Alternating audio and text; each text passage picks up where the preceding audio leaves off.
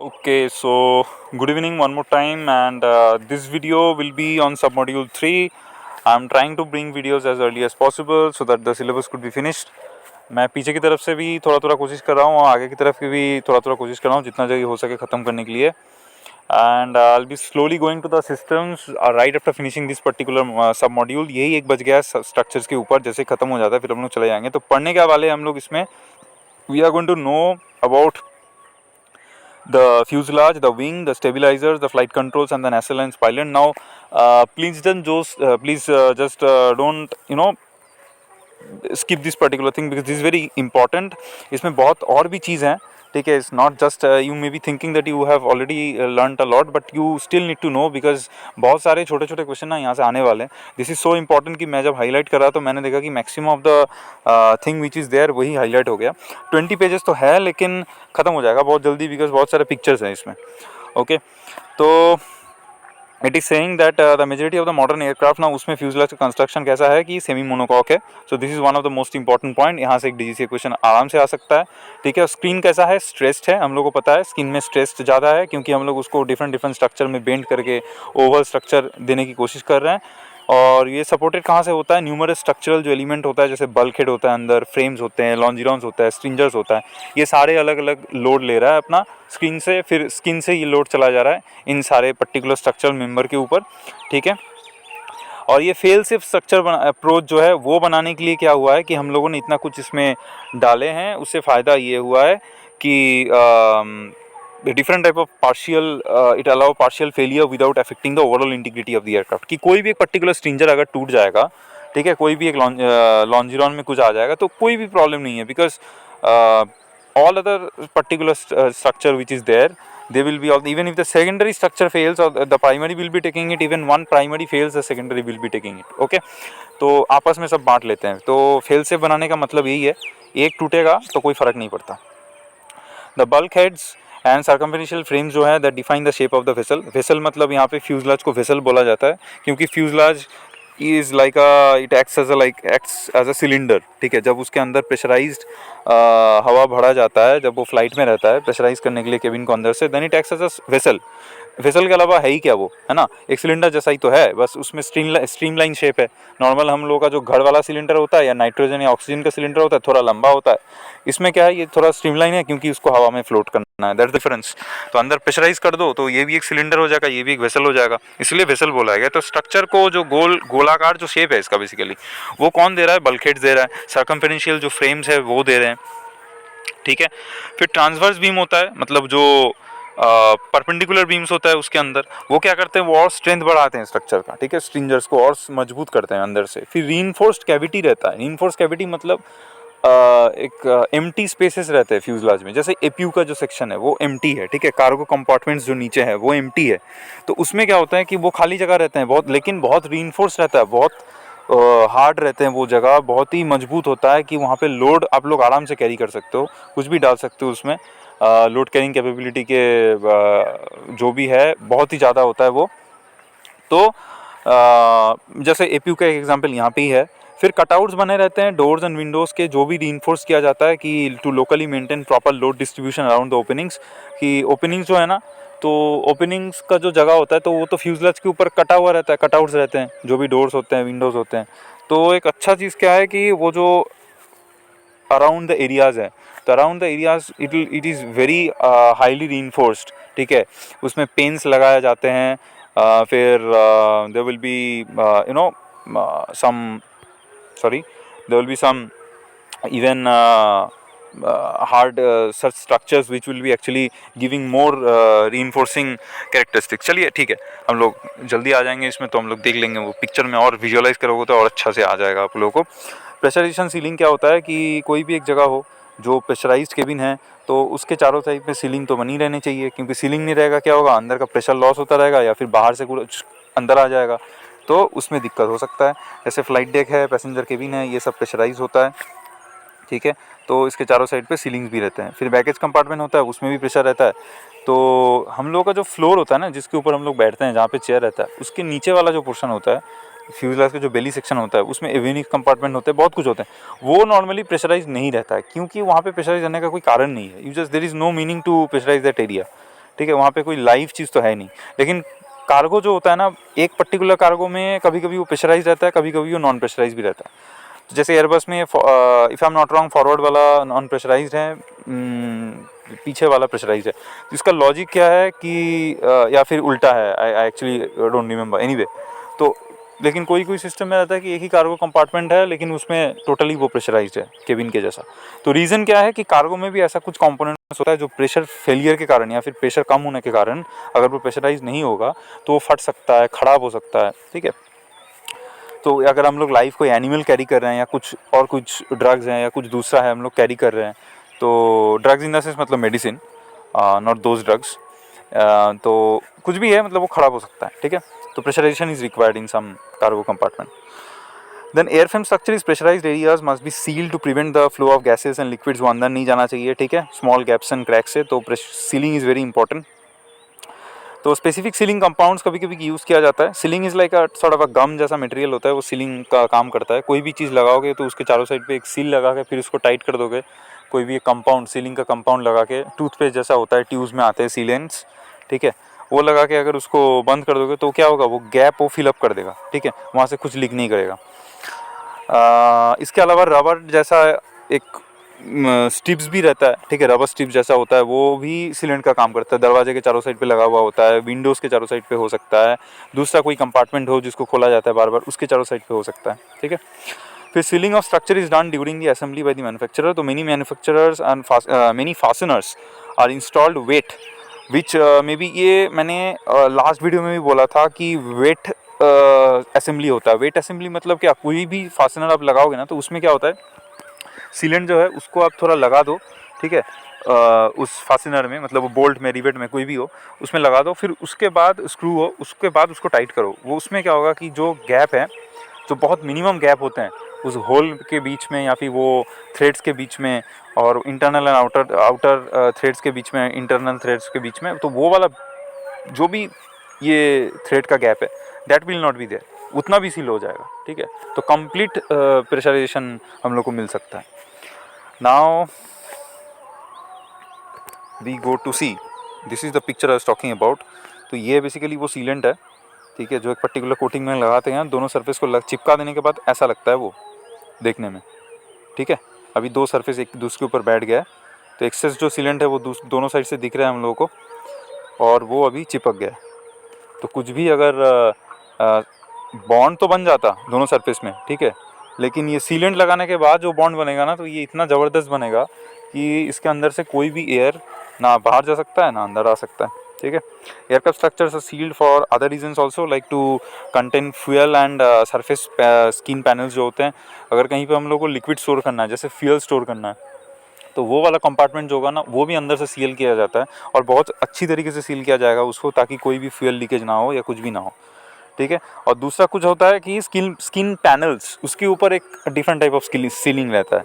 उसमें क्या होता है कि एरोडायनामिक एफिशिएंसी बढ़ाने के लिए, ठीक है, जैसे आपका ये नहीं रहता है फ्लैप्स, फिर ऐसे ऐसे मान लो कि ये विंग है, ठीक है, यहाँ पे फ्लैप्स लगे हुए हैं, फिर आपका एलरॉन्स हैं, दूसरा कुछ है, ठीक है। तो ये जो गैप्स रहते हैं ना उन लोगों के बीच में, तो मैं अगर इसको इनलार्ज करके दिखाऊँ आपको तो आपको समझ में आएगा। अगर इतना भी गैप है ना, तो उसमें से हवा अंदर या बाहर कर सकता है, ठीक है। तो उसको भरने के लिए क्या किया जाता है कि कोई भी एक पर्टिकुलर सरफेस के ऊपर ऐसा एक रबर का, अगर ऐसा एक रबर का कोटिंग दिया जाएगा, जो इन दोनों जो सरफेस है, ये वाला एक सरफेस है और ये वाला एक सरफेस है, ठीक है। ये वाला रबर का या कोई भी एक मटेरियल का जो होगा, वो ये पतले एक बहुत फ्लेक्सिबल स्ट्रिप इसके ऊपर लग दिया जाता है। अदर इसके ऊपर लगेगा या फिर इसके ऊपर लगेगा, कोई एक के ऊपर लगेगा, ठीक है, अदर इसके ऊपर या फिर इसके ऊपर, ताकि वो जो गैप है वो कवर हो जाएगा। लेकिन वो अपना जो फंक्शनिंग है ना, उन लोगों का जो बेसिक फंक्शनिंग है, उसमें कोई हिंड्रेंस नहीं आएगा, उसमें कोई दिक्कत नहीं लाएगा, वो फिर भी मूव कर पाएगा आपस में, ओके।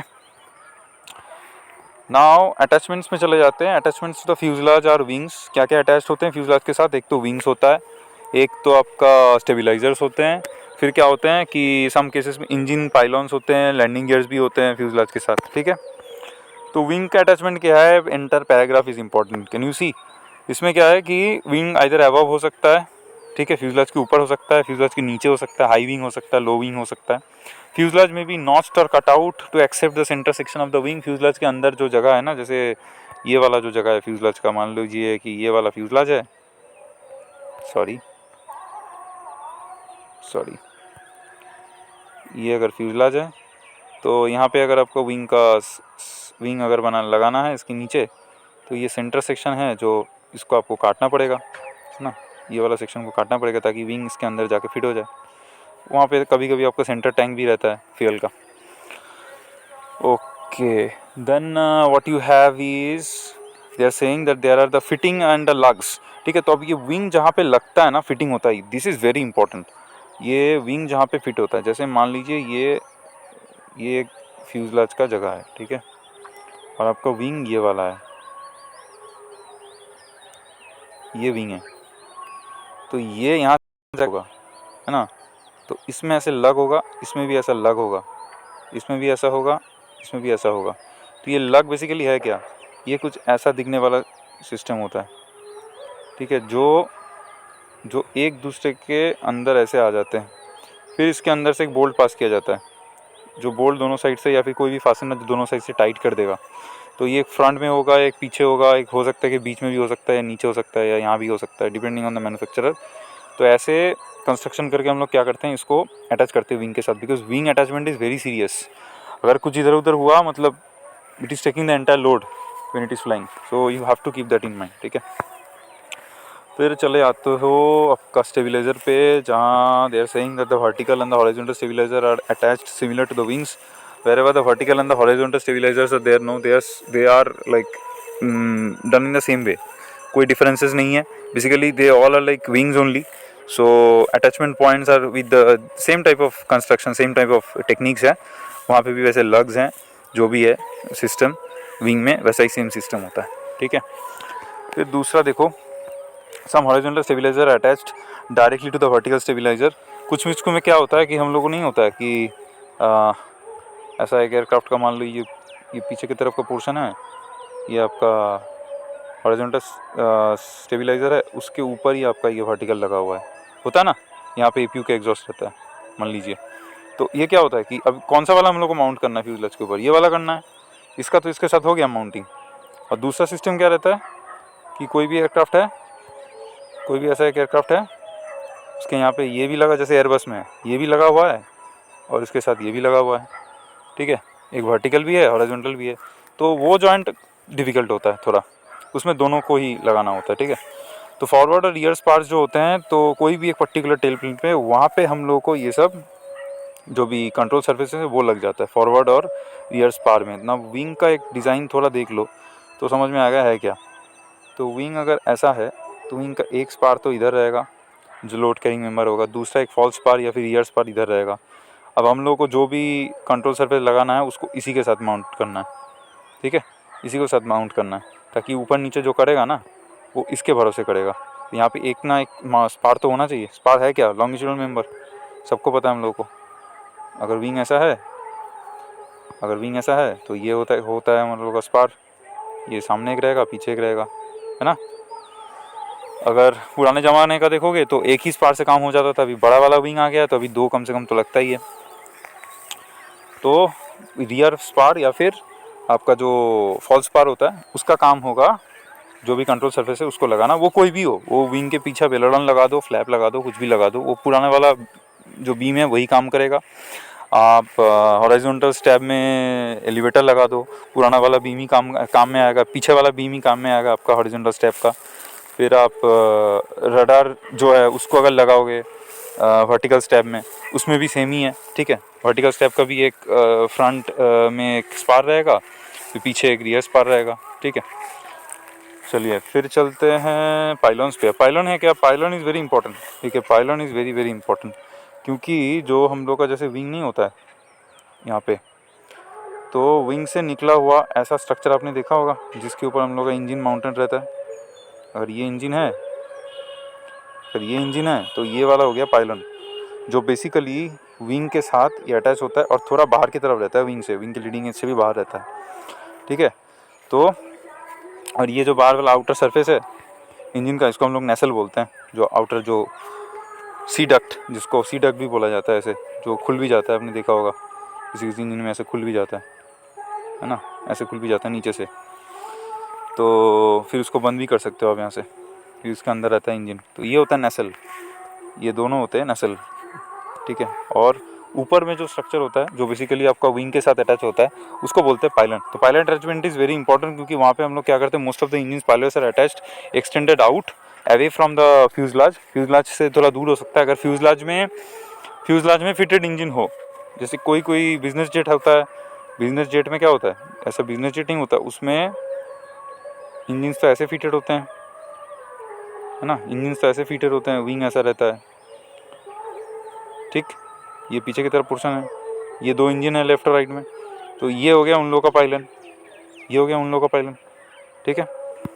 और एयरबस बोइंग में अलग पायलन है, वो तो विंग में फिटेड है, इसलिए उसका पायलन विंग के साथ होता है। अब इधर आ जाओ, इसमें देख लेते हैं क्या है। Okay, under carriage.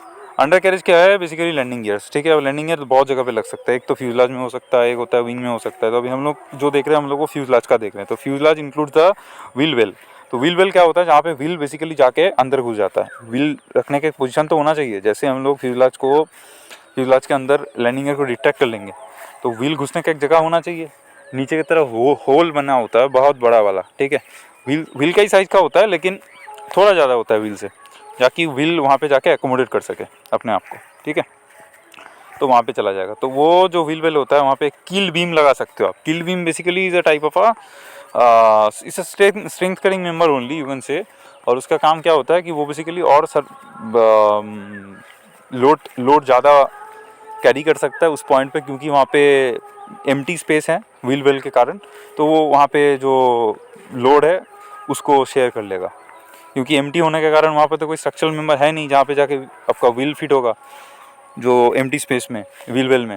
तो वहाँ पे ये कील बीम लगा के आप उसका स्ट्रेंथ बढ़ा सकते हो। फिर in both high and low wing configuration में क्या होता है कि all of the part of the gear retract into the fuselage wheel well, ठीक है। And the landing gear is mounted under the fuselage in many high wing aircraft. Landing gear क्या होता है कि फ्यूजलाज में चला जाता है ना, फ्यूजलाज के अंदर रहता है, क्योंकि हाई विंग इतना ऊपर रहता है विंग, तो वहाँ तो आप फ्यूजलाज लगा नहीं सकते, बहुत लंबा फ्यूज लैंडिंग गियर हो जाएगा उसमें, ठीक है। तो इतना लंबा इतना लंबा लैंडिंग गियर लगाने का कोई फ़ायदा नहीं है। तो हम लोग उसमें क्या करते हैं, छोटे छोटे लैंडिंग गियर ही लगा देते हैं, लेकिन उसको फ्यूजलाज में लगा देते हैं, तो फ्यूजलाज में ही वो डिटेक्ट करके लग जाता है फिर। Okay, next we have on low wing में क्या होगा, जैसे आपका एयरबस हो गया, बोइंग हो गया, उसमें क्या है कि low wing aircraft the rear typically is attached to the gear is typically attached to the wing spars and retracts into the wheel wells in the fuselage undercarriage, ठीक है। उसमें भी सेम ही है कि वो नॉर्मली विंग में ही mounted रहता है, विंग के ऊपर ही स्ट्रक्चर रहेगा। आप देखोगे जब भी वो एक्सटेंडेड पोजीशन पे है ग्राउंड पे, तो विंग के अंदर जो स्पार है उसके ऊपर ही वो लगा हुआ है। बेसिकली माउंटिंग तो उसका वहीं पे है, लोड तो सारा वो वहीं से डिस्ट्रीब्यूट कर रहा है विंग के स्पार में। फिर then that is going to the fuselage. But जब वो रिट्रैक्ट किया जा रहा है, तब वो कहाँ जा रहा है, तब वो फ्यूजलाज पे जा रहा है, ठीक है। तब वो फ्यूजलाज के अंदर चला जा रहा है रिट्रैक्ट करके। ओके, फिर आपका लॉन्जिरॉन्स है, स्ट्रिंजर्स है, which extends from the structure to carry load for the aft end fore and aft. Okay, then transverse floors beam रहते हैं, typically connect the fuselage frame on both sides of the fuselage upon these transverse members. And transverse मतलब perpendicular, जो भी longitudinally जो भी होता है उसका परपेंडिकुलर जो भी होगा दैट विल बी ट्रांसवर्स, ठीक है। ट्रांसवर्स मतलब क्रिस क्रॉस, लाइक अ प्लस साइन। तो longitudinal floor beams are attached and then at the same time the support the seats and the entire fuselage floor. Okay, तो नीचे का जो भी floors हैं, तो व्हील वेल के ऊपर एक बीम्स लगे रहेंगे, ठीक है, क्योंकि व्हील वेल के ऊपर खाली जगह रहेगा, वहाँ पे तो जाके आपका बेसिकली व्हील घुस जाएगा रिट्रैक्ट होने के बाद। तो उसके ऊपर हम लोग जब बैठे रहेंगे तो हम लोग को उसके ऊपर कुछ ना कुछ तो एक सपोर्ट चाहिए। फ्लोर तो उसी के ऊपर होगा, फ्लोर के नीचे आके व्हील अटक जाएगा। अगर आपने फ्लाई किया होगा आपको पता है, तो व्हील आके तो नीचे आ जाता है ना, एक धड़ाम से आवाज़ भी आता है जब व्हील आके बंद होता है अंदर रिट्रैक्ट करने के बाद ना हो। तो वो फ्लोर के नीचे ना बीम्स होगा, ठीक है, ये ट्रांसवर्स बीम होगा फ्लोर के नीचे, जो व्हील वेल के ऊपर रहेंगे, जो व्हील वेल के ऊपर रहेंगे। अगर मैंने ड्रॉ करूँ ना, मैं तो आपको कैसे समझ में आएगा कि अगर ऐसा मेरा फ्यूजलाज है, तो अगर व्हील वेल यहाँ पे है खाली खाली जगह, जहाँ पे जाके आपका जो व्हील है, ये व्हील जाके यहाँ पे रिट्रैक्ट होकर अंदर घुस जाएगा ऐसे, है ना। तो हम लोग तो ऐसे ऊपर बैठे हुए हैं, यहाँ पे हम लोग का सारा चेयर है, तो यहाँ पे तो एक बीम होना चाहिए, ठीक है, यहाँ पे एक बीम होना चाहिए। तो वही बीम का बात कर रहा है कि उसी बीम को हम लोग लगा देंगे वैसे ही, सीरीज ऑफ बीम्स वो, और वो क्या करेगा, वो एक हम लोग का जो फ्लोर है उसको माउंट करने देगा, और उसके ऊपर हम लोग सीट लगा के आराम से बैठ भी सकते हैं। देन सीट इंस्टॉलेशन क्या है, seat installation is very very important, because ये इसके ऊपर डिपेंड करता है इकोनॉमी, पैसा। कैसे कि ज़्यादा से ज़्यादा सीट होगा, ठीक है, एक पर्टिकुलर स्पेस में, तो ज़्यादा से ज़्यादा पैसेंजर आएंगे, ज़्यादा से ज़्यादा पैसा भी होगा। तो हर एक कंपनी के ऊपर वैरी करेगा वो कितना सीट रखना चाहता है, कितना कंफर्ट देना चाहता है, कितना पैसा कमाना चाहता है, ठीक है। कोई बड़ा वाला एयरलाइन आप देखोगे उसमें कम से कम 160 टू 180 पैसेंजर्स तो होते ही हैं। इसका मतलब है कि अगर हम लोग उसको थोड़ा डिलैक्स बनाना है, थोड़ा बिजनेस क्लास वाला बनाना है, तो हम लोग क्या करेंगे, सामने से थोड़ा सीट घटा देंगे, डिलैक्स वाला सीट लगा देंगे, उसमें थोड़ा बिजनेस क्लास वाला सीट लगा देंगे, सीट कम हो जाएगा, तो आराम से आदमी बैठ भी पाएगा, वो थोड़ा ज़्यादा पैसा भी दे देगा टिकट का, ठीक है। अगर नॉर्मल वाला 5,000 हुआ तो 2,000, आई मीन नॉर्मल वाला अगर 5,000 हुआ तो कम से कम 10,000 15,000 दे देगा, 20,000 दे देगा उसके लिए, ठीक है। तो फ़ायदा भी है उसमें, तो मतलब ओवरऑल अब देखने जाओगे तो अगर 4 सीट का जो आता है, अगर वो एक ही सीट से आ जाता है तो दैट इज़ गुड, ठीक है। तो ये जो 2 सीट होते हैं ना, इसके बीच का जो गैप होता है उसको नॉर्मली बोला जाता है पिच। ये तो यहाँ पे कहीं लिखा तो है नहीं, लेकिन मैं आपको बताता हूँ, उसको बोला जाता है पिच। तो पिच ज़्यादा से ज़्यादा होगा, इसका मतलब है कम से कम सीट आप लगा सकते हो। दोनों के बीच में जितना ज़्यादा गैप होगा, जो लेग लेंथ हम लोग बोलते हैं बेसिकली, दोनों सीट के बीच में बैठने का जो जगह जितना ज़्यादा होगा उतना कम सीट है। तो हम लोग को उस गैप को जितना कम कर सकते हैं, मिनिमम गैप रख सकते हैं, उतना ज़्यादा सीट हम लोग अलॉट कर सकते हैं। अब ये सीट फीटेड कैसे होता है, इसमें जो इंपॉर्टेंट है वो ये है कि सीट फीटेड कैसे होता है। पहले तो बहुत सिंपल मैकेनिज्म है, उसके अंदर छोटा छोटा लग जैसा लगा हुआ होता है, गोल गोल, और ट्रैक्स बिछे हुए होते हैं फ्यूजलाज में, ठीक है। पिक्चर दिखा दूँ तो समझ में आ जाए, रुकिए। और क्या होता है कि क्विक रिलीज मैकेनिज्म रहता है, थोड़ा क्विक रिलीज लैच टाइप होता है वो। अब उसको प्रेस कर दो, अटक जाएगा, उसको रिलीज़ कर दो, खुल जाएगा, फिर आपको सीट इमीडिएटली आप वहाँ से ट्रैक में मूव भी कर सकते हो, सामने पीछे कर सकते हो। ये एक बल्कहेड का, पीछे वाला बल्कहेड का डायग्राम है, ठीक है। पीडीएफ आप देखोगे, आराम से पढ़ोगे तो आपको आराम से समझ में आ जाएगा। मैं जितना जल्दी हो सके मैं कोशिश करता हूँ उसको ख़त्म करने का।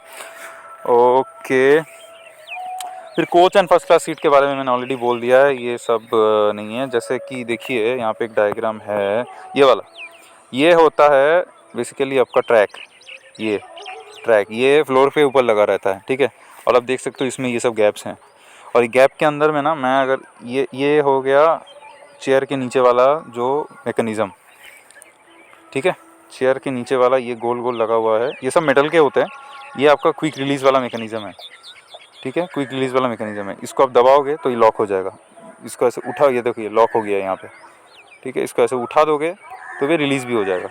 तो ये जो 2 गोल है, इसको पहले तो इसमें घुसाना है, घुसाने के बाद फिर आप इसको आगे पीछे कर सकते हो, देखिए यहाँ पे ये डालने के बाद ये सामने चला गया, ठीक है। जाने के बाद ये हमने प्रेस कर दिया इसको, अब ये वाला यहाँ पे लॉक हो गया है। ये जो बाहर की तरफ निकला हुआ पॉइंट नहीं है, ये यहाँ पे लॉक हो जाएगा, ठीक है। फिर आप इस चेयर को हटा नहीं सकते कहीं भी, it will not move, not even during landing and take off also, ये कभी भी हिलेगा नहीं। तो that's how this is design, और बहुत सिंपल होता है, कभी भी इसको खोल सकते हो, कभी भी निकाल सकते हो, कोई डिफरेंट ऐसा कोई मतलब बहुत ज़्यादा टेंशन लेने वाला कुछ है नहीं इसमें, ठीक है। इट्स वेरी इजी, बस लैच ही है और कुछ नहीं है। तो दैट्स ऑल अबाउट इट। यहाँ पे जो भी अंडरलाइंड है आप देख लेना, ये तो इकोनॉमिकल पॉइंट ऑफ व्यू से है, इतना ज़्यादा टेक्निकल चीज़ तो कुछ है नहीं इसमें। फिर कार्गो लोडिंग सिस्टम एक बहुत इंपॉर्टेंट चीज़ है। कार्गो लोडिंग सिस्टम कैसे किया जाता है जहाज़ में? कार्गो लोडिंग सिस्टम के लिए क्या होता है कि ऐसे ही रोलर्स रहेंगे, आइदर इलेक्ट्रिकली वो एक्चुएटेड होगा, या हाइड्रोलिकली भी हो सकता है, मैकेनिकली भी हो सकता है, depending on what type of aircraft you are working on.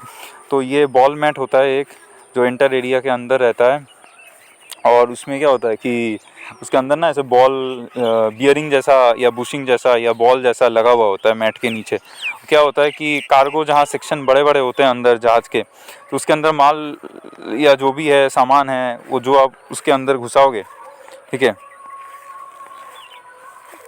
तो वो घुसाने के बाद क्या होगा, आपने लोड तो कर दिया, आपने देखा होगा कि लोडर आता है, लोड कर देता है, वो अंदर चला जाता है एक बंदा ऊपर पहले, ठीक है, फिर उसके अंदर उसको लोड किया जाता है। लोड करने के बाद होगा क्या, लोड करने के बाद आपको इतना भारी भारी सामान आप अंदर जा के रखोगे क्या, नहीं, there is already some sort of a rolling mechanism उसके अंदर है। जो फ्लोर है ना वो मतलब इट रोल्स, इसका मतलब क्या है कि आप डाल दोगे उसको, ठीक है, फिर धक्का लगा दो, चला जाएगा अपने आप, वो अपने आप जैसा है वो जाके वो अलाइन हो जाएगा। तो अंदर ये सब प्रोविजंस है, डिटेल में देखोगे तो और बेटर समझ में आ जाएगा।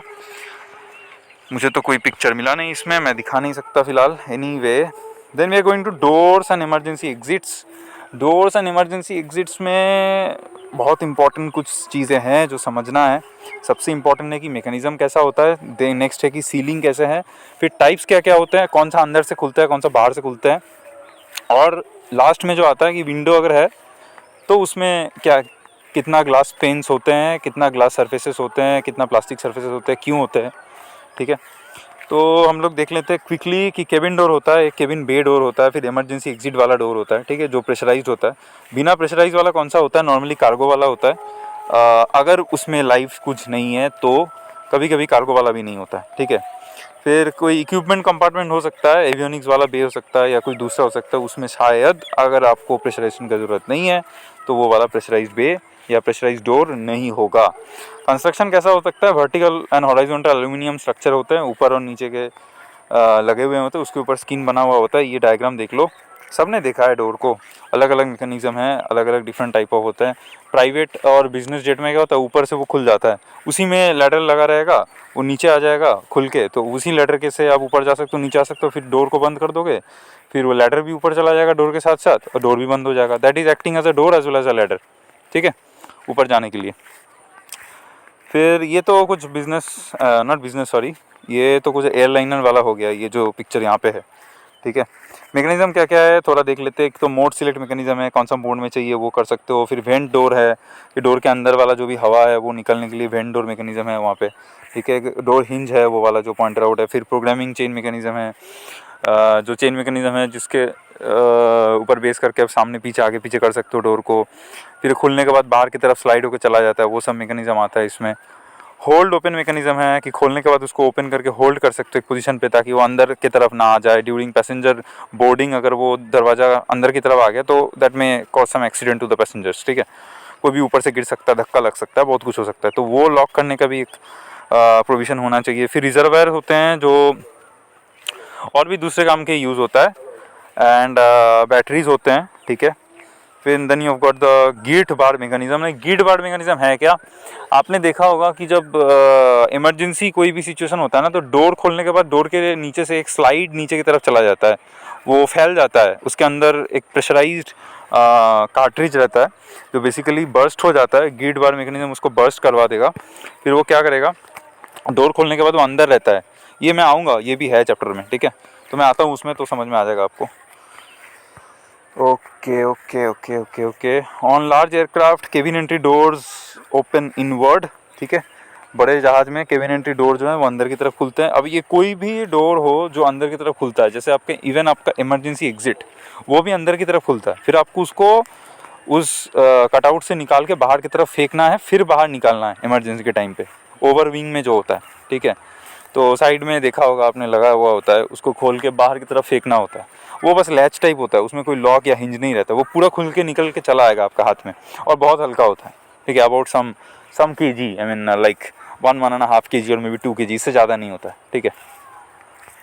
तो ये सब अंदर से जो भी फिटर होता है ना, इन सबको बोला जाता है जो अंदर से लॉक होता है, अंदर से थोड़ा बड़ा होता है, ताकि प्रेशराइजेशन जब होगा वो बाहर की तरफ जब दबाव डालेगा तो उसके अराउंड जो सील होगा ना, तो वो सील क्या करेगा, इसके मान लीजिए ये वाला सरफेस है और ये वाला आपका डोर है जो थोड़ा बड़ा है उससे, ताकि वो बाहर की तरफ ना जाए, और इन दोनों के बीच में तो प्रेशर जब आएगा तो बाहर की तरफ भागेगा तो निकलेगा नहीं, क्योंकि थोड़ा बड़ा है। दूसरा क्या है, दूसरा ये है कि अगर ये मान लीजिए फ्यूजलेज का है, ठीक है, और ये आपका डोर का है, तो इनके बीच में यहाँ पे ऐसा एक डी या फिर कोई भी डिफरेंट शेप का यहाँ पे सील हो सकता है, रबर टाइप ऑफ सील। तो जब अंदर से प्रेशराइज्ड एयर आएगा ना, तो ये और अपने आप को इस तरफ धकेलेगा, तो क्या होगा, ये सील में और दबाव आएगा, सील ऑन और स्क्वीज़ होगा, है ना, और स्क्वीज़ होगा तो और बेटर प्रेशराइजिंग और बेटर सीलिंग जो प्रोविज़न है वो और हम लोग को ज़्यादा से ज़्यादा सीलिंग मिल सकता है। तो इसीलिए अंदर से माउंटेड होते हैं, ठीक है, बाहर की तरफ खुलते नहीं हैं, अंदर की तरफ खुलते हैं। इसको प्लग टाइप डोर भी बोला जाता है, ठीक है, प्लग टाइप की, वो प्लग जैसा अंदर से प्लग इन कर देते हैं हम लोग उसको, डोर को। तो कोई भी जो अंदर से प्लग होता है उसको प्लग टाइप बोला जाता है, जो बाहर से होगा उसको, जैसे कार्गो डोर बाहर से होता है, बाहर की तरफ खुलता है, उसको नॉन प्लग टाइप बोला जाता है। ये कैटेगरीज यहाँ पे दिया भी हुआ है, ठीक है, ये यहाँ पे देख लो, प्लग टाइप होता है, नॉन प्लग टाइप होता है, ठीक है, मैकेनिज्म के ऊपर डिपेंड करता है। ये एक इंपॉर्टेंट क्वेश्चन है, ये मैंने शायद एक बार मैंने देखा था, आया हुआ था। ये इमरजेंसी डोर किस टाइप का होता है या केबिन डोर किस टाइप का होता है, ये सारे प्लग टाइप होते हैं, सब अंदर से होते हैं, बस कार्गो डोर ही एक है जो नॉन प्लग टाइप होता है, ठीक है। When the door mechanism is move to closed, locking pins inside the door extend outward from the, अब ये अगर ये नॉन प्लग टाइप है तो बंद कैसे होता है, इसका भी सीलिंग प्रोविजन का ध्यान रखना है ना, कि अब तो ये तो बाहर से बंद हो रहा है, इसका मतलब है ये अंदर से जब प्रेशराइज्ड एयर आएगा इसको तो बाहर की तरफ धकेलने की कोशिश करेगा, और ये बाहर से बंद हुआ।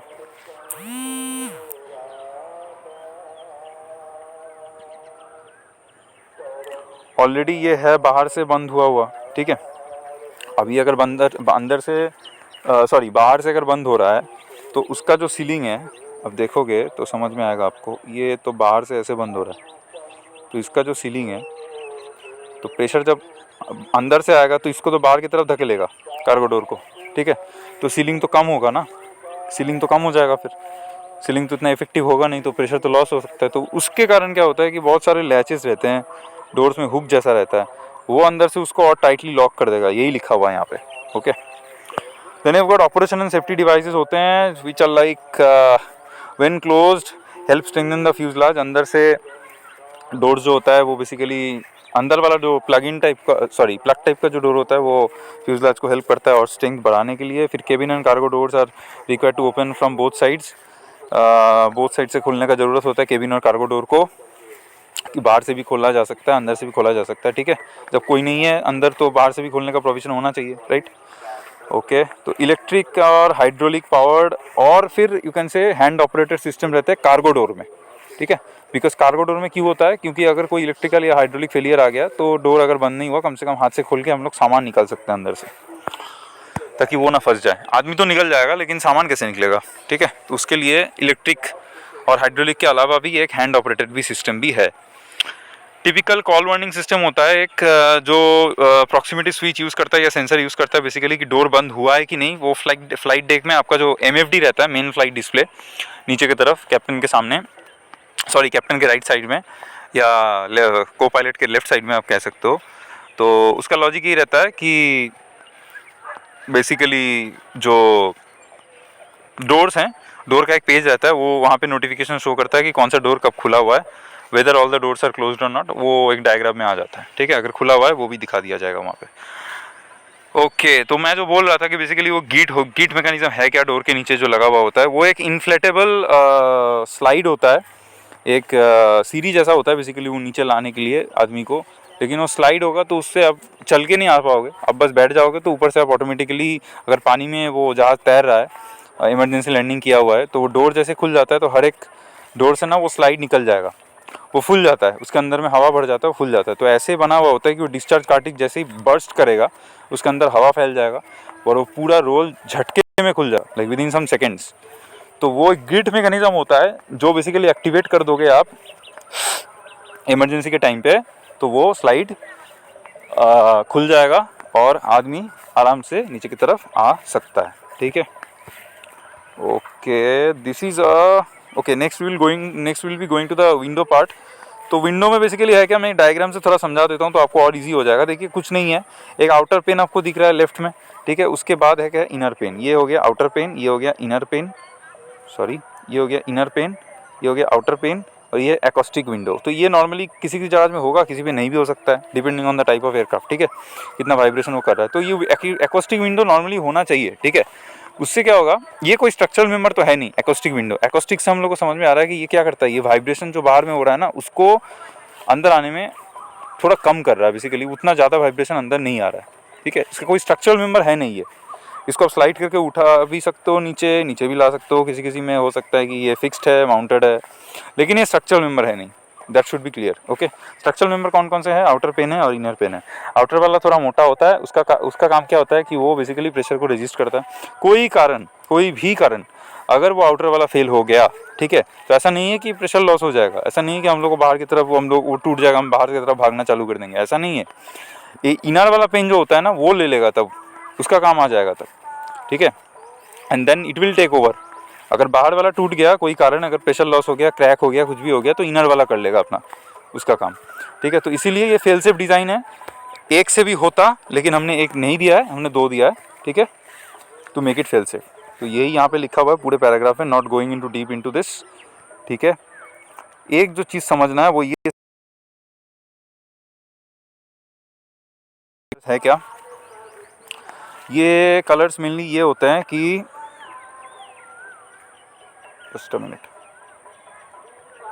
हाँ, फ्लाइट डेक विंडोज जो होते हैं ट्रांसपोर्ट एयरक्राफ्ट में constructed of लैमिनेशंस and tempered glass and plastic. तो अब ये समझना है कि बेसिकली ये जो हम लोग देखते हैं ना पायलट के सामने जो आपका ग्लास है, ठीक है, जो शीट है, तो वो किस किस मटेरियल से हो सकता है। देखने को लगता है कि अरे एक ही शीट है, एक शीट नहीं है, बहुत सारे मटेरियल को उसमें ना कंप्रेस करके बनाया जाता है उसको, ठीक है। और उसमें ऐसा भी होता है कि उसके अंदर कॉयल भी रहते हैं, आउटर मोस्ट जो लेयर होता है ना उसके अंदर कॉयल भी रहता है, कंडक्टिव लैमिनेशन रहते हैं, एम्बेडेड कंडक्टर्स बोलते हैं जिसको, ठीक है। आप ध्यान से देखोगे जाके क्लोजली एयरक्राफ्ट में आप जब जाओगे तो उस देखना कि वहाँ के अंदर में ना इलेक्ट्रिकल रेजिस्टेंस वायर रहते हैं जो उसको हीट की करते हैं। दोनों का दो कारण होता है उसका, एक तो होता है कि हीट करने से ना वो ज़्यादा प्रेशर को एंड्योर कर सकता है, जितना ज़्यादा टूटेगा नहीं वो जल्दी से जल्दी, क्योंकि हीटेड अप हो गया है, ठीक है। अब वो थोड़ा फ्लूडी, मतलब उसमें थोड़ा फ्लूडिटी आ गया है, ठीक है, अब ब्रिटल नहीं है इतना।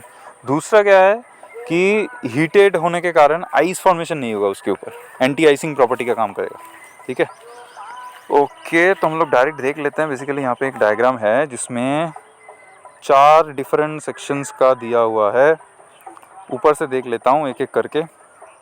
अब इनमें से सबसे इम्पोर्टेंट जो है तो यही है, देखिए कंडक्टिंग कोटिंग लिखा हुआ है, मतलब ये ऊपर का जो है ये कंडक्टिंग है, सामने वाला भी है वो भी कंडक्टिंग ही होता है। ये सबसे मेन वाला ही मैं देखता हूँ, चलिए मेन वाले में देखिए ये आउटसाइड लिखा हुआ है, मतलब ये बाहर वाला सरफेस है, ये ग्लास का बना हुआ है, फिर बीच में एक सरफेस होता है उसका सब लेयर, उसको विनाइल वाला कोटिंग होता है, फिर एक ग्लास का कोटिंग होता है। तो सबसे मोटा वाला है वो ग्लास वाला अंदर का जो कैप्टन के साइड में है, फिर वो विनाइल वाला बीच में आ गया, सैंडविच जैसा बन गया, और बाहर में ग्लास का कोटिंग है, ठीक है। तो कंडक्टिव कोटिंग कहाँ है? वो ग्लास और विनाइल के बीच में है।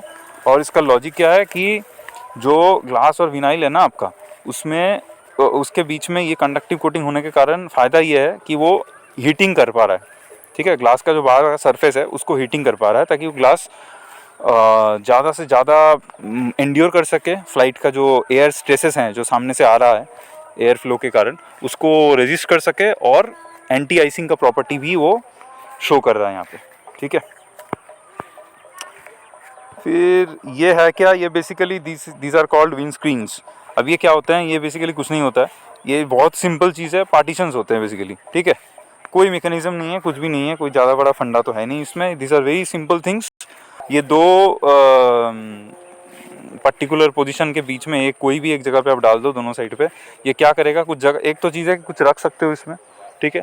दूसरा क्या है कि ये बीच में डालने से फ़ायदा ये है कि अगर कोई भी कारण आप दरवाज़ा खोलोगे तो अंदर का जो एटमॉस्फेयर है वो जितना जल्दी से जल्दी ख़राब होता अगर अंदर पूरा खाली रहता, ठीक है। तो अगर ज़्यादा से ज़्यादा पार्टीशन रहेगा, फ़ायदा ये रहेगा कि एक सेक्शन, जैसे mid section of the fuselage, उसका जो टेम्परेचर है, जैसे अगर ये पूरा मेरा फ्यूजलाज है, ये अगर मेरा पूरा फ्यूजलाज है, ठीक है, तो उसका ये एक सेक्शन है, ये एक सेक्शन है, यहाँ एक सेक्शन, तो अलग अलग जगह पे मैं अगर ये वाला लगा दूंगा, ठीक है, तो अच्छा है कि इसमें कटआउट होगा, जाने का रास्ता ऑब्वियसली होगा। लेकिन अगर मैं ये वाला डोर खोलूँगा ना, तो ये और ये दो पोर्शन का जो एनवायरनमेंट है वो थोड़ा चांसेस है कि बिगड़ सकता है। मतलब क्या, वो थोड़ा गर्म हो जाएगा, ठीक है, उसके एसी जो है it will not be effective. लेकिन अंदर का जो पीपल जो अंदर जो बैठे हुए हैं, अंदर का जो एनवायरनमेंट है वो इतना जल्दी डिग्रेड नहीं होगा इसके कारण, because of this partitions it will not allow the outside hot air to get in to disturb the interior cooling, ठीक है। तो इसीलिए ये सब दिया जाता है बेसिकली बीच में, इसको विंड स्क्रीन भी बोला जाता है। Okay okay okay okay. तो ये अटैचमेंट क्या होता है? अटैचमेंट सेम है, देखिए यहाँ पे भी वही फ्लोर वाला किस्सा है जो हम लोगों ने चेयर में देखा था, सॉरी सीट लगाने में या जो भी है, चेयर लगाने में या जो भी, depending on what type of aircraft you are using. ठीक है, तो वही ट्रैक वाला सिस्टम है जो हमने सीट में देखा था, वो सेम सिस्टम के ऊपर बेस करके इसको भी आप लगा सकते हो। उल्टा क्या है, इसको ऊपर से भी थोड़ा फिटिंग दे सकते हो, साइड से भी दे सकते हो, यहाँ पे पिक्चर में नहीं है लेकिन कोई कोई सिस्टम में साइड से भी इसको दे सकते हो ताकि वो ज़्यादा से ज़्यादा ये लोड ले सके। ठीक है, और ये गिर ना जाए या फिर टूट ना जाए लैंडिंग या टेक ऑफ या कोई भी सिचुएशन पे। ठीक है, okay okay, this is very important. यही वो पिक्चर है बेसिकली कि विंडो जो होता है उसमें होगा क्या, ये अलग अलग लेयर होते हैं, देख लो। ये बाहर वाला फ्रेम होता है, सबसे बाहर वाला पैसेंजर विंडो जो फ्रेम होता है, जो फ्यूजलाज में लगा हुआ होता है। फिर उसके बाद एक आपका सील और स्पेसर रहेगा। फिर उसके बाद आप एक विंडो का आउटर पेन लगाओगे। फिर उसके बाद आप इनर पेन लगाओगे। ठीक है, फिर अकाउस्टिंग पैनल वाला जो भी है, यहाँ पे तो दिया नहीं है बेसिकली। ठीक है, वो लगा दोगे। और एक देखो ब्रीदर होल है छोटा, अगर आपने ऑब्जर्व किया होगा ना, ये छोटा वाला एक ब्रीदर होल है, देख सकते हो, ग्लास के नीचे लिखा हुआ है ब्रीदर होल, एक छोटा वाला है। उसका लॉजिक क्या है? उसका लॉजिक ये है कि प्रेशर डिस्ट्रीब्यूशन जो है वो होना चाहिए आउटर और इनर में। वो प्रेशर डिस्ट्रीब्यूशन अगर ठीक से नहीं होगा तो प्रेशर के कारण आउटर और इनर एक दूसरे में अगर प्रेशर डिफरेंस आएगा तो टूट सकता है, अनड्यू स्ट्रेसेस आएगा, टूट सकता है कभी भी। ठीक है, तो प्रेशर जो है आउटर पैन को भी जो मिल रहा है वो इनर पैन को भी मिलना चाहिए, इसलिए वो ब्रीदर होल दिया हुआ है, अंदर कोई अनड्यू स्ट्रेसेस ना हो जाए दोनों के बीच में, तो इसलिए वो दिया हुआ है। बहुत छोटा होता है ये, तो मेट्रो में भी देख लेते हैं हम लोग। एसी मेट्रो जो होता है ना, उसका जो दरवाजा होगा देख लेना, उसका भी एक आउटर पैन होता है, एक इनर पैन होता है। ठीक है, एक आउटर ग्लास होता है, इनर ग्लास होता है, उसमें भी देखना कि एक छेद होता है। ठीक है, उसमें भी एक, मतलब इतना तो प्रेशर डिफरेंस उसका है नहीं, लेकिन एक छोटा से छोटा छेद उसमें भी होना चाहिए ताकि वो ब्रीदर का काम करे। ठीक है, ओके। फिर विंग कंस्ट्रक्शन क्या होता है? विंग कंस्ट्रक्शन हम लोग जानते हैं, विंग कंस्ट्रक्शन में normally spar is the most important thing in wing construction. Spar different type का होता है, एक मोनोस्पार होता है, एक मल्टी स्पार होता है और एक box beam type of thing होता है। ठीक है, मोनोस्पार क्या मतलब कि पुराना वाला जो विंग होता था उसमें एक ही स्पार होता था, लॉन्गिट्यूडल मेंबर। ठीक है, एक ही लॉन्गिट्यूडल मेंबर होता था। कौन सा होता था स्पार? कौन सा है? लेफ्ट टू राइट जो सबसे मेन इंपॉर्टेंट मेंबर है हमारा, ये वाला, ये होता है स्पार। ठीक है, विंग में, तो वो पुराने जहाज़ में एक ही होता था। फिर आपका मल्टी स्पार आया जो अभी भी यूज़ हो रहा है। फिर बॉक्स बीम, अब बहुत सारे एयरक्राफ्ट में अभी बॉक्स बीम यूज़ हो रहा है। बॉक्स बीम का एक लेटेस्ट एयरक्राफ्ट में बॉक्स बीम का एक फ़ायदा क्या है? फ़ायदा ये है कि वो जो बॉक्सेस है ना उसके बीच में, उस बॉक्स, सारे बॉक्स के बीच में आप उसको पहले बॉक्स बस जैसा बना दो, उसके बाद अगर आप कटआउट्स बनाओगे ना बॉक्स के बीच में, ये देखो, ये हो गया आपका मल्टी स्पार वाला, सामने एक स्पार है, पीछे एक स्पार है। ठीक है, सामने ये एक स्पार है आपका, ये पीछे वाला स्पार है आपका। ठीक है, तो बेसिकली इन लोगों का जो ये वेब सेक्शन बोला जाता है, इसको वेब। ठीक है, ये अगर हम लोग ड्रॉ करेंगे इसको, कोई भी एक स्पार का मैं क्रॉस सेक्शन ड्रॉ करता हूँ, चलो ऐसा आई बीम बना लेता हूँ जैसे हम लोग रेलवे में देखते हैं। तो मेन ना ये तो हो गया सरफेस जिसके ऊपर कोई भी प्लेट लगा दो, कोई भी कुछ लगा दो। ठीक है, ये तो माउंटिंग के काम में आ जाता है, इसको कैप बोला जाता है ऊपर वाला सरफेस को। लेकिन सबसे इंपॉर्टेंट पोर्शन रहता है ना, ये वाला होता है। ठीक है, इसमें क्या है कि ये जितना लंबा होगा एक बीम में, ये वेब पोर्शन जितना लंबा होगा, ये आई का ये जितना लंबा होगा उतना ज़्यादा ये बेंड नहीं करने देगा। इसका मतलब है क्या कि उसका विथ जितना डेप्थ होगा, ठीक है, विथ का वो बेसिकली उसका जितना डेप्थ होगा ना बीम का, क्रॉस सेक्शन का, उतना वो बीम अच्छा होगा। ठीक है, तो अब देखना कहीं भी बीम हो, घर में भी अगर कहीं भी बीम आपको देखने को मिले या कहीं भी मिले, कोई भी कंस्ट्रक्शन पे आप देखना कि जो बीम लगे हुए होते हैं, even house construction, bridge construction, always observe that the beams are having this type of structure, width कम होगा लेकिन डेप्थ ज़्यादा होगा। ठीक है, ये ज़्यादा से इजीली बेंड नहीं कर सकते हम लोग, लेकिन अगर उल्टा हुआ, जैसे अगर ये वाला हो गया सेक्शन, अगर ऐसा हो गया तो आप आराम से इसको बेंड कर सकते हो। ठीक है, जैसे एक स्केल है तो यहाँ से इसको ऐसे ऐसे करोगे तो क्या होगा, ऐसे ऐसे क्या करोगे तो ये ऐसा हो जाएगा ना, है ना। लेकिन अगर स्केल को आप ऐसा ना करके, अगर स्केल को आप ऐसा रखोगे, फिर अगर आप कोशिश करोगे बेंड करने के लिए, स्केल बेंड होगा? नहीं होगा, क्योंकि देखिए इसका विड्थ बढ़ गया अभी, है ना, इसका भी विड्थ बढ़ गया। तो स्केल एक साइड से ही बेंड हो सकता है, स्केल को थोड़ा चौड़ा चौड़ा करके फिर उसको बेंड करने की कोशिश करो, नहीं होगा, ठीक है। सो स्पार बेसिकली एक बीम ही होता है, तो उसका काम वही है। तो बॉक्स बीम वाला मैं आ जाता हूँ, जो सबसे इंपॉर्टेंट है, जो आजकल यूज़ हो रहा है, ये वाला है बेसिकली, ठीक है। इसमें देखिए बॉक्सेस हैं, ठीक है, स्ट्रक्चर भी दे रहे हैं, शेप भी दे रहे हैं, सब कुछ दे रहा है। उसके साथ साथ क्या है कि बीच बीच में जगह भी है खाली, ठीक है, बीच बीच में खाली जगह भी है। उसमें क्या एक अच्छा बात क्या है कि उसमें वो पार्टीशंस के बीच में हम लोग अगर होल कर देंगे बड़ा वाला, तो फ्यूल जो है उसमें वो हम इसके अंदर स्टोर कर सकते हैं, ठीक है। फ्यूल जो है उसको हम इसके अंदर स्टोर कर सकते हैं, यही एक फ़ायदा है। ओके, ये सारा डिफरेंट टाइप ऑफ, देखिए डिफरेंट टाइप ऑफ कंस्ट्रक्शंस है स्पार का, अलग अलग, सब आई शेप ही है लेकिन अलग अलग है। आप देख सकते हो यहाँ पे, देखिए विड्थ कम है लेकिन डेप्थ ज़्यादा है, ठीक है, ताकि बेंड ना हो। चलिए फिर ऐसा भी हो सकता है, अगर कोई चाहता है ऐसा बनाने के लिए स्पार को, ऐसा भी डिज़ाइन कर सकता है वो। देखिए इसमें भी सेम है, विड्थ कम है और उसका डेप्थ ज़्यादा है ना। इसको बोला जाता है ट्रस टाइप स्पार। ये पुराने इंजन में यूज़ होता था, अभी नहीं हो रहा, पुराने जहाज़ में यूज़ होता था, अभी नहीं हो रहा। ओके, यही सब लिखा हुआ है, आई am not going deep into this. Basically इसी को मैंने हाईलाइट किया है यहाँ पे। अब मैं जो समझा रहा हूँ पिक्चर देख के ज़्यादा से ज़्यादा आपको इजीली समझ में आएगा। Then once you go through all this points, it will be very easy for you. Okay, false spar हम लोग लगाते हैं। फॉल्स पार कहाँ लगाया जाता है? फॉल्स पार लगाने का रीज़न क्या है कि फॉल्स पार बेसिकली स्ट्रक्चर उतना एक स्ट्रक्चरल मेंबर है, सेकेंडरी लोड्स लेता है। लेकिन फॉल्स पार लगाने का एक फ़ायदा यही है कि कुछ भी माउंट कर सकते हो आप फॉल्स पार में।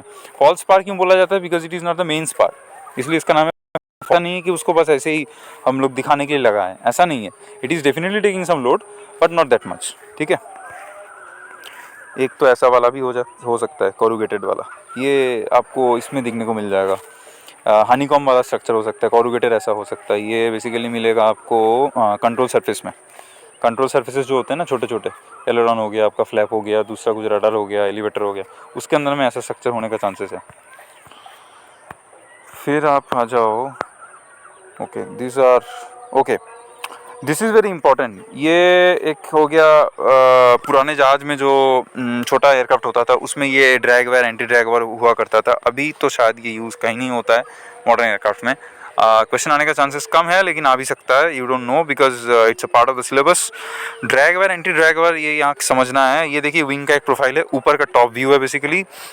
तो ये जो है ना, ये सारे ये तीन, ठीक है, ये तीन है आपका एंटी ड्रैग वायर, ठीक है, एंटी ड्रैग वायर। इन लोगों का काम क्या है? इन लोगों का काम है कि जब एयरक्राफ्ट पीछे की तरफ जा रहा है, ठीक है, एयरक्राफ्ट जब पीछे की तरफ जा रहा है, सॉरी सामने की तरफ जा रहा है, तो पीछे की तरफ क्या आ रहा है? ड्रैग आ रहा है, ठीक है। एयरक्राफ्ट सामने की तरफ जाने की कोशिश कर रहा है लेकिन ड्रैग किस तरफ आ रहा है? पीछे की तरफ आ रहा है, उसको नहीं जाने दे रहा है। तो ड्रैग के कारण, उस ड्रैग फोर्स के कारण, ड्रैग का ये दो जो स्पार है ना, ये दो जो स्पार है, ये इन दोनों के बीच में क्या हो सकता है कि एक आपका स्ट्रक्चरल डिफॉर्मिटी आ सकता है, ताकि ये दो स्पार आपस में ना रिलेटिवली मूव करना चालू कर दे और स्ट्रक्चर को बिगाड़ दे। इसके लिए ये वेयर्स यूज़ किया जाता है। दूसरा सेम क्या है कि आपका ये ड्रैग वेयर्स हैं, ठीक है, इनका काम जस्ट ऑपोजिट होता है इसका, ठीक है। तो आप ध्यान से समझोगे तो this will be clear to you. Okay, I hope I have said the correct way because this is very confusing. Like if you give I mean, even if I tell you 10 times, it will be very difficult. If you know, then you know it. Okay, if you don't know, then you have to really focus on this particular concept of anti drag wire and drag wire, because drag के ऊपर depend कर रहा है कि किस तरफ drag आ रहा है। ये बेसिकली लॉजिक इन लोगों का यही होता है। मैं शॉर्ट में बता देता हूँ कि ये इसका जो स्ट्रक्चर है, विंग का जो स्ट्रक्चर है, तो वो ड्रैग अगर पीछे की तरफ आ रहा है या सामने की तरफ जो जा रहा है थ्रस्ट के कारण या ड्रैग के कारण, इन दोनों जो स्पार हैं या जो भी विंग का टोटल जो ये रिब्स का कंस्ट्रक्शन है जो भी है, ठीक है, ये एक फॉल्स स्पार यहाँ पे लगा हुआ है, ठीक है, जो भी है, तो ये सब बिगाड़ सकता है, ठीक है। ऐसा टेढ़ा टेढ़ा हो सकता है, सब ऐसा हो सकता है, ऐसा हो सकता है। तो वो ताकि ना हो, That's the reason these drag and anti-drag wares are given, though this is not a part of the large aircrafts nowadays, so you don't have to read that well. But if you are working on any type of aircrafts like this, then you can definitely give some interest on this. ये बहुत important चीज़ भी था उस time हुआ करता था, क्योंकि ये ड्रैग सामने से आ रहा है या जो भी थ्रस्ट के कारण आगे की तरफ जा रहा है विंग, या ड्रैग के कारण पीछे की तरफ आ रहा है, इसके कारण जो स्ट्रक्चरल डिफॉर्मिटी आ सकता है उसको रेजिस्ट करते हैं ये, ठीक है। तो दोनों साइड पे दो माउंटेड होने का कारण ये होता है कि एक टेंशन ले लेता है एक साइड का, दूसरा टेंशन ले लेता है दूसरे साइड का, ठीक है, ताकि ये जो क्रिस क्रॉस जो टेंशन है दो वायर्स में, इनके कारण क्या होता है, ये डिफॉर्मिटी, कोई भी डिफॉर्मेशन आने का चांसेस कम हो जाता है, ठीक है। Okay fine.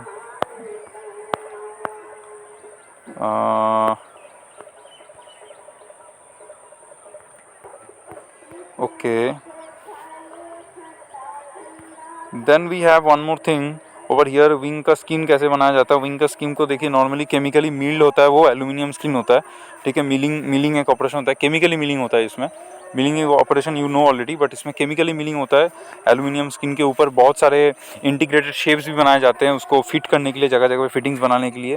तो बहुत थिन होता है लेकिन बहुत हार्ड भी होता है वो विंग का सरफेस जो है। फिर उसके ऊपर मल्टीपल रिवेट से उसको आप रिवेट कर सकते हो, कहीं भी अगर बोल्ट अटैचमेंट करना है, कहीं दूसरा कुछ करना है तो वो भी कर सकते हो, ठीक है।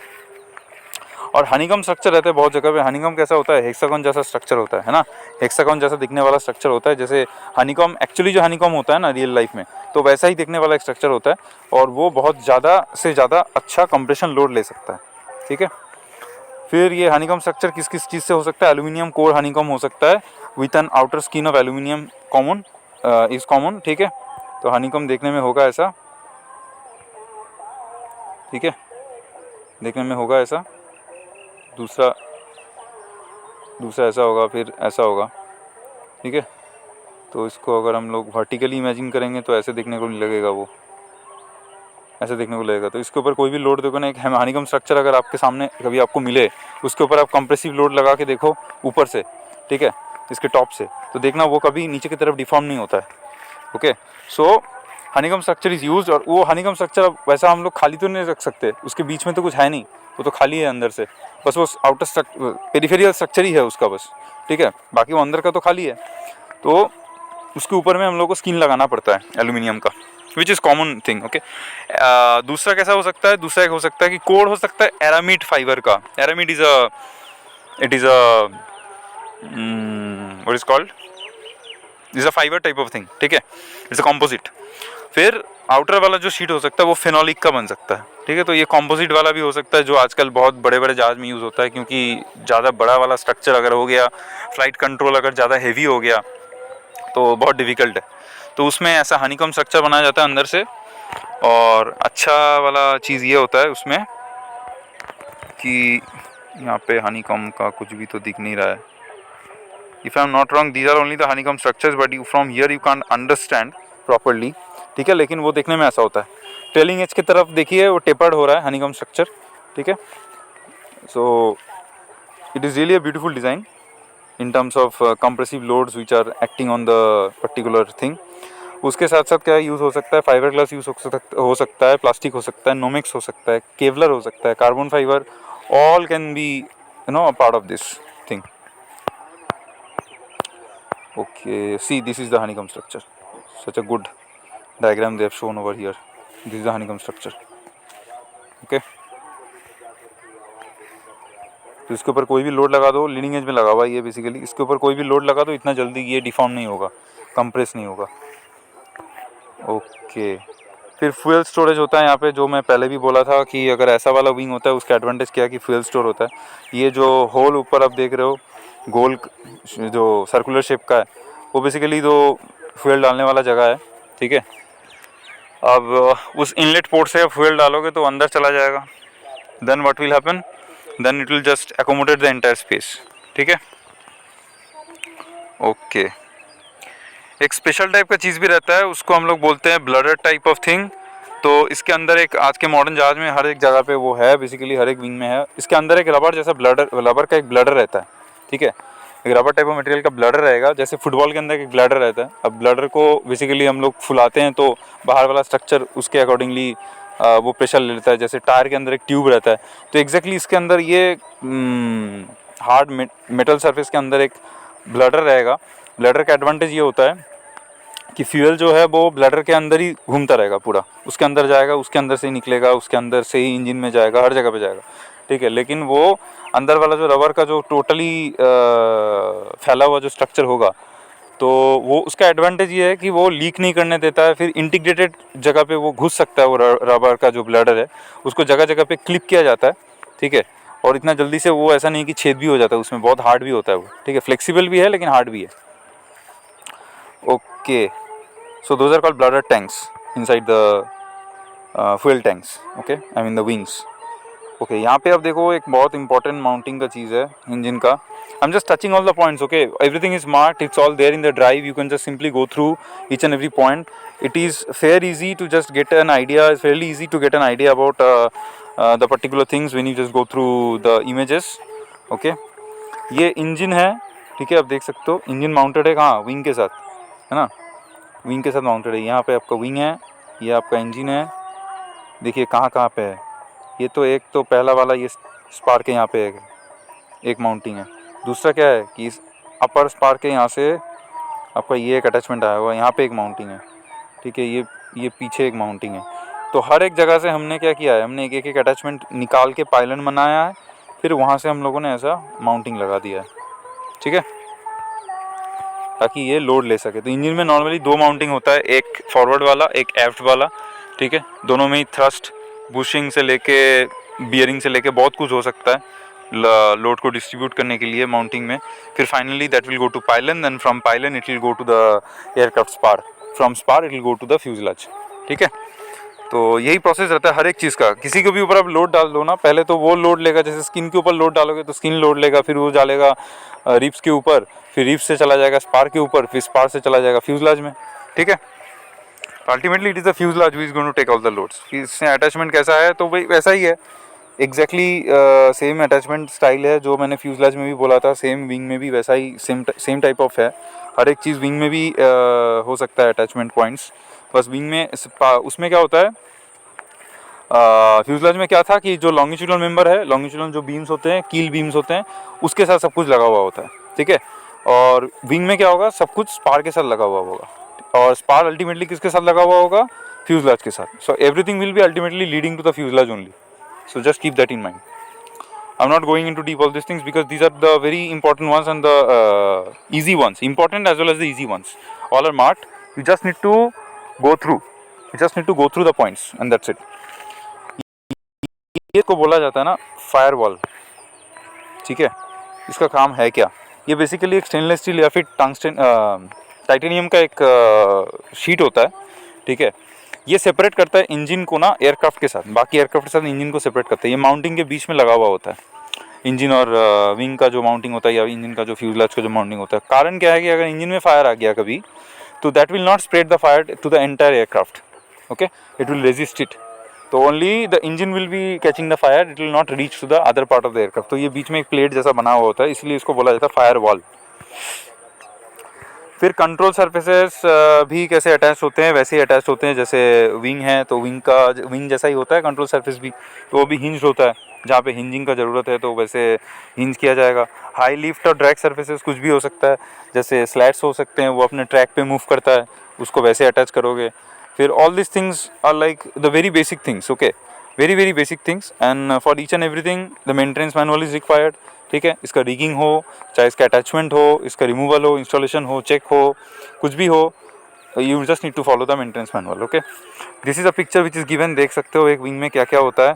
रियर स्पार के साथ क्या लगा हुआ होता है, स्पॉयलर लगा हो सकता है। फिर राइट साइड में देखो फ्लैप भेन्स लगे हुए हो सकते हैं, फ्लैप्स लगे हुए हो सकते हैं, फिर एलरॉन्स लगा हुआ हो सकता है अगर विंग है तो।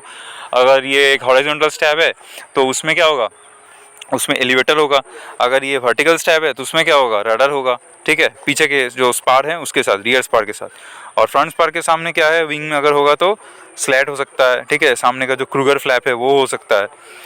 सो ये एक ट्रैक में मूव करेगा। तो basically you can see everything that we are mounting, we are not mounting anything to the ribs के ऊपर, बस स्किन माउंटेड है और कुछ नहीं है, ठीक है, बिकॉज रीव्स के ऊपर कुछ डालोगे तो रीव्स इतना लोड ले नहीं पाएगा, ribs will share that to the spar. तो इससे बेटर है कि हम लोग स्पार पे ही डालेंगे, है ना। और हम लोग को मैक्सिमम जो भी लगाना है वो तो लीडिंग एज और ट्रेलिंग एज में लगाना होता है। तो लीडिंग एज में एक स्पार तो है ही लीडिंग एज के सामने, उसमें लगा देते हैं। और रियर स्पार जो है, रियर स्पार में हम लोग बाकी का लगा देते हैं। फिर स्टेबिलाइजर कंस्ट्रक्शन क्या होता है, एग्जैक्टली एज विंग होता है, देख सकते हो, देखो ये वर्टिकल वाला है, ठीक है। क्या है इसमें, वैसा ही तो है बाकी सब कुछ। इसमें भी रीव है, इसमें भी स्ट्रिंजर है, इसमें भी लॉन्गिट्यूडनल मेंबर है। So there is nothing to be confuse. ये सिलेबस, ये जो पर्टिकुलर सब मॉड्यूल है ना, ये ज़्यादा बड़ा नहीं है। इसको एक कोई भी एक का कर लोगे, फ्यूजलाज का कर लोगे तो विंग का क्लियर हो जाएगा अटैचमेंट्स, विंग का कर लोगे तो फ्यूजलाज का क्लियर हो जाएगा, विंग का कर लोगे तो बाकी आपका जो कंट्रोल सर्फेसेस हैं, जो भी स्टेबिलाइजर्स हैं, वो क्लियर हो जाएगा। बस एक को आपको ध्यान से बस जानना है और कुछ नहीं बाकी। ठीक है, नेक्स्ट चलते हैं बैलेंसिंग पे। Balancing is very important. Balancing are of two types, मैंने पहले भी बोला है बेसिक में। बैलेंसिंग एक हो सकता है मास बैलेंसिंग, दूसरा हो सकता है एरोडायनेमिक बैलेंसिंग। क्यों होता है, because any type of control surfaces actually Flutter during heavy high wind loads.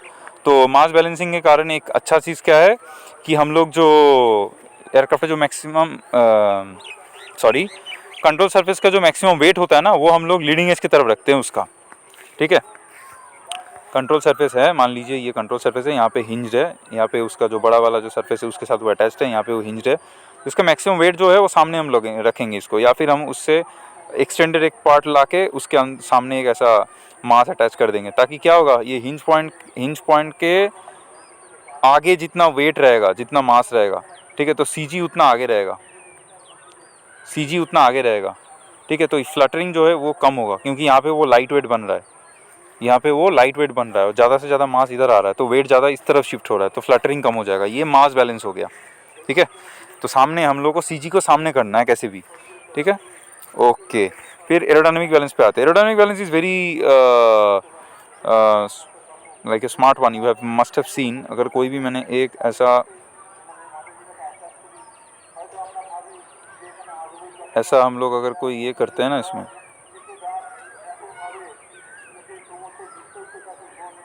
Sorry ऐसा नहीं है, दूसरे साइड से ड्रॉ करते हैं इसको। जैसे मान लीजिए कि हम लोगों ने कोई भी एक स्ट्रक्चर है, उससे हमने कुछ डिफ्लेक्ट किया है ऐसे, ठीक है। तो हम लोग चाहे तो हम लोग इसको यहाँ से कर सकते थे, लेकिन हमने ऐसा किया नहीं। हमने क्या किया, हमने इसको ऐसे कर दिया। तो फ़ायदा ये हुआ कि यहाँ से जो भी हवा आ रहा है ना, that is not only doing its job over there जो चाहिए, ऑल्सो वो यहाँ पे आके एक फोर्स क्रिएट कर रहा है इसको यहाँ पे होल्ड करने के लिए, इस पोजीशन पे इजीली, राइट।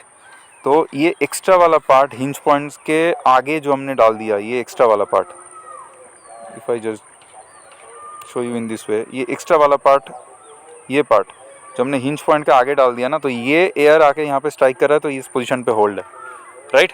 अदरवाइज़ यहाँ पे आके जो भी एयर स्ट्राइक करता है उसके कारण ये ऐसे आ सकता था नीचे की तरफ और फ्लटर करता, ऊपर नीचे करता रहता, नीचे आता ऊपर चला जाता, नीचे आता ऊपर चला जाता, ठीक है। वो हो नहीं रहा है। इसको इस पोजीशन पे होल्ड करने के लिए हेल्प कौन कर रहा है, ये वाला। तो ये हो गया एरोडायनेमिक बैलेंसिंग, ठीक है। कोई भी एक सरफेस हो जिसको आपको मूव करवाना है अबाउट हिंज पॉइंट ना, कुछ सरफेस एरिया इसका आगे रख दो, ठीक है। उससे फ़ायदा क्या होगा कि आई मीन कुछ सरफेस एरिया उल्टे साइड पे भी रख दो, ऑपोजिट साइड पे, उस साइड से भी हवा आएगा, उसको वो उस साइड पे होल्ड करने की कोशिश करेगा, ठीक है। That is aerodynamic balancing. You just observe all this things around you when you are working around, so you will come to know better कि कहाँ पे एरोडायनेमिक बैलेंसिंग किया हुआ है, कहाँ पे मास बैलेंसिंग किया हुआ है। ओके, फिर नेसल पाइलॉन्स जो मैंने पहले उस डायग्राम में ऑलरेडी बता चुका हूँ मैं। नेसल कुछ नहीं होता है, नेसल बाहर वाला जो इंजन का जो काउलिंग होता है वही होता है नेसल, ठीक है। और पाइलन कौन सा होता है, पाइलन वो वाला जो पोर्शन जो इंजन को विंग के साथ या इंजन को फ्यूजलाज के साथ माउंटिंग करता है, ठीक है। अटैचमेंट पॉइंट सब वही है, सेम लॉजिक है सबका, ठीक है। और उसके बीच में एक इंजन का फायर वॉल भी आता है, वो मैंने अभी बोला है। फिर इंजन माउंट। अब इंजन माउंट क्या है, इंजन माउंट कुछ नहीं है, वही लग्स है। और बस इसमें दो चीज़ ध्यान रखना है यहाँ पे, सबसे इंपॉर्टेंट जो है, एक फायरवॉल में होता है क्या, स्टेनलेस स्टील का मटेरियल होता है और टाइटेनियम का होता है। और इंजन माउंट में क्या होता है, क्रोम मॉलिब्डेनम स्टील ट्यूबिंग होता है नॉर्मली, अगर वो छोटा एयरक्राफ्ट हुआ। लेकिन हम लोग बड़े एयरक्राफ्ट के लिए पढ़ रहे हैं, ये syllabus is about the large aircraft, this syllabus, so we need to remember the point that it is using forged, because forging करने से क्या होता है, material becomes very hard, okay, it gets a lot of strength. Forging करने से उसको heat करके फिर हैमरिंग किया जाता है, प्रेसिंग किया जाता है, तो that is called forged. Forged निकल क्रोम मॉलिब्डेनम स्टील यूज़ किया जाता है उसमें, इन सब का अलग अलग प्रॉपर्टी होता है, निकल का अलग प्रॉपर्टी है, क्रोम का अलग प्रॉपर्टी है, एक तो वेयर रेजिस्टेंट होता है, एक हीट रेजिस्टेंट होता है, ठीक है, इस एक ज़्यादा वाइब्रेशन रेजिस्ट कर सकता है। ये सब हम लोग कहाँ डालेंगे, ऑब्वियसली हम लोग इंजन के यहाँ पे डालेंगे, ठीक है, कि ज़्यादा हीट में वो वहाँ से लूज़ होके गिर ना जाए, क्योंकि it's a very hot thing over there. उसके साथ और क्या है कि वेयर आउट ना हो जाए जल्दी डिफरेंट मूवमेंट के कारण, और फिर वाइब्रेशन जो भी है मिनिमम वो उसको डैम्पन कर सके मटेरियल, ऐसा भी होना चाहिए माउंटिंग का, क्योंकि बस 2 ही तो पॉइंट है इंजन माउंट करने का। अब इतना छोटा छोटा पॉइंट में अगर इतना भारी कई हज़ार किलोग्राम का एक इंजन अगर आप लगाओगे, तो naturally you need to think कि the particular thing should be that strength carrying that much of strength it should have, so that it can carry that much of load, right? Okay, so that's all about it. With this we complete the submodule 3, and then slowly I'll be starting the systems now one by one. So you can even comment the systems that you want to actually read at first in the comment section, so that I can just start with that, because system जो है वो आप कोई भी एक आगे पढ़ सकते हो, पीछे आगे पीछे कर सकते हो, उससे कोई फ़र्क नहीं पड़ता, ठीक है। तो already I've started the IMA thing. I've given already a particular video for IMA, integrated modular avionics, और that is an avionics part. Now aircraft का जो सिस्टम्स है, जैसे इसके बाद एयर कंडीशनिंग है, फिर उसके बाद प्रेशराइजेशन सिस्टम है, ऑक्सीजन है, वाटर एंड वेस्ट सिस्टम है, फिर आपका लैंडिंग गियर है, बहुत सारा है, ठीक है, लाइट है, आइसिंग है एंड गैसिंग है। तो उसमें और भी थोड़ा टाइम लग जाएगा, तो you can tell me like which particular system you are really having doubt, so I can just start with that, else I will be doing और following the pattern of the syllabus. Okay, thank you so much. Please subscribe and please share it, so that maximum people can get help from this. Thank you.